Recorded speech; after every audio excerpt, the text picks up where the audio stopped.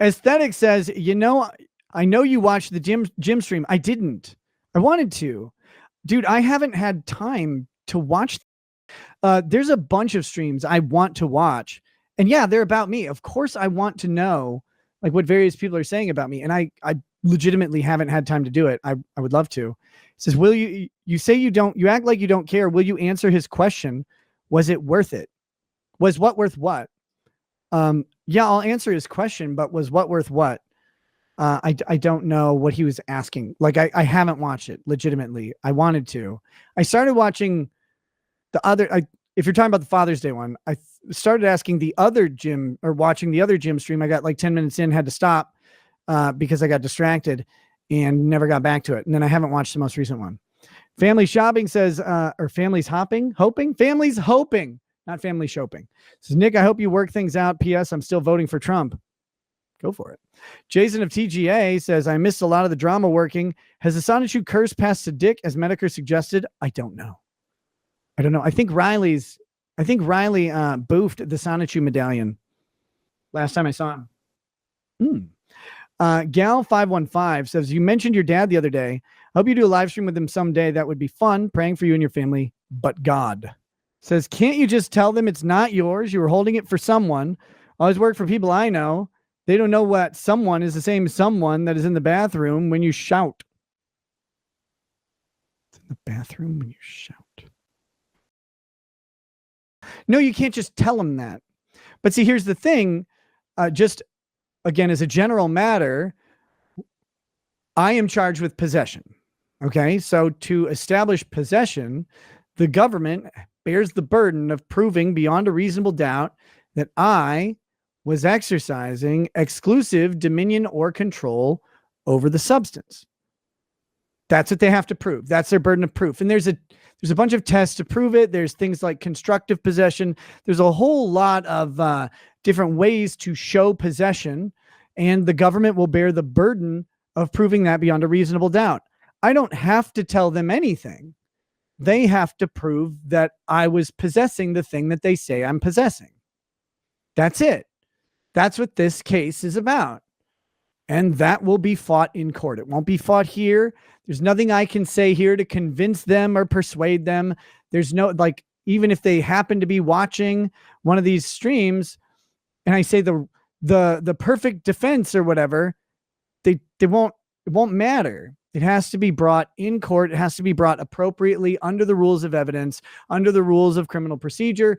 And that's what has to be done. There isn't like, oh, I just walk off and say that. Like, I could go tell them that. They would write it down in a little notepad and they'd say, thanks. See you at the next hearing. Alice Martinez says, I have eczema. It gets itchy and my skin and it gets bloody. Yeah.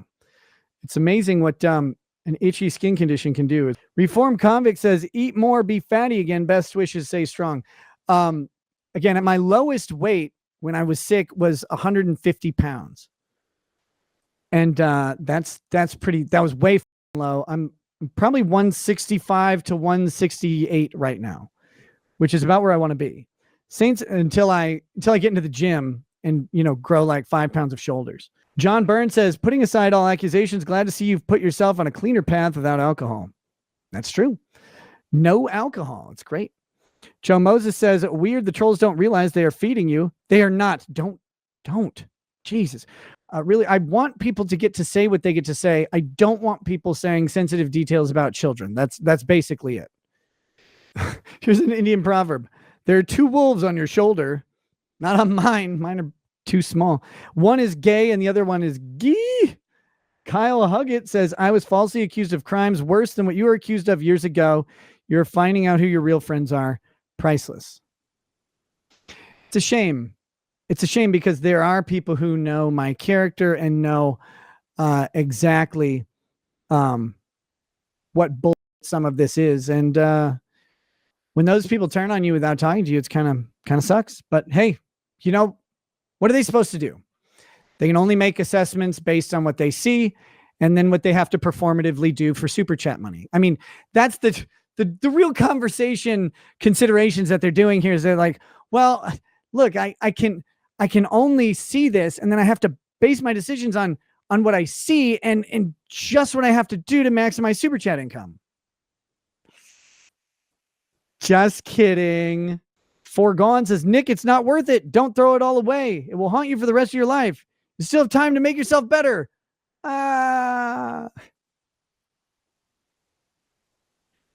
Don't throw it all away.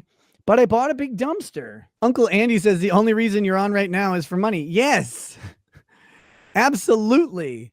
Also because work is cathartic and it is helpful, and sitting around not working is stressful. And I know, like, you can say streaming isn't work and I'll agree with you or whatever, but like not doing things that you do is maddening. It puts you into a cabin fever mode. I don't like it.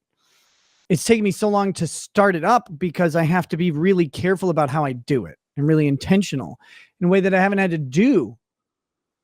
Now I do have to do it that way. So it's taken some adaptation, but hey, working on it. Island Girl says, as a daughter of an alcoholic, I love that you're toasting with tea now, praying for you and your family. Thank you. Ron Vitter says, all patrons of this podcast are on the shit list, regardless of their hope of anonymity. Probably. Aesthetic says, how much to play the Was It Worth It monologue from the gym on stream? Not today. That's how much it is. Mr. Me says, bro, just get good fast, man, and get out of this. I would love to be out of this. I just love, I love that. Like, and I'm not even being mean or anything about this. It's just a basic misunderstanding. Like, people are like, well, just do this thing and this, just show them this. It's like, well, it doesn't work that way. Like, I hope you understand this. If you are accused by government and you walk into the prosecutor's office and you just show them every reason that they're wrong, they can just go, see you in court. Because there's no mechanism to force them to stop a case. No matter how, like, you can do everything, and there's still a process to it. So again, all of our arguments, any exculpatory, someone's like, just show them exculpatory evidence. It's like, do you realize that it's evidence is just, it's evidence of something. Evidence is not a conclusion. Evidence is not a legal finding. Evidence is not anything other than you get to draw some sort of further thought from this thing. That's what you get. You can show exculpatory evidence to the government all day and they'll just go, cool. Maybe that evidence is inadmissible for whatever reason, or maybe they have different evidence. Like, there's any number of reasons why you can't just go into an office and show someone a thing and make it end. Like, people are suggesting that you can just, guys, if everybody who is not guilty of something could just walk up and show someone, hey, I'm not guilty. Look, here's my 3-ring binder full of reasons. Oh, yeah. Our legal system just doesn't work that way. We would love to be able to do that. If there were like some perfect judicial AI that could accomplish that task, sure, it would be horrible. It'd be terrifying. We probably wouldn't want it. But like, there isn't a system to do that. There is no go show them the thing and then they'll just stop. It's the government. They don't work that way.